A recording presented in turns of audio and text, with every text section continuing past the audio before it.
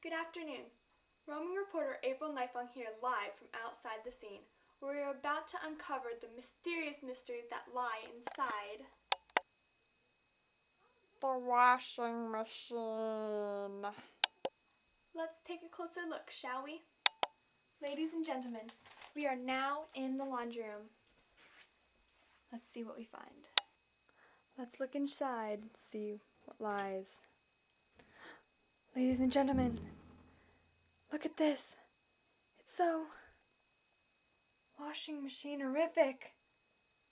Important news bulletin, ladies and gentlemen. This machine was invented by a man named William Blackstone in 1874 from Bluffton, Indiana.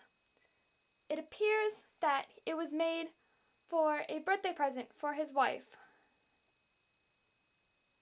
Wow. A touching story for us all. Join us next time. We will keep you updated.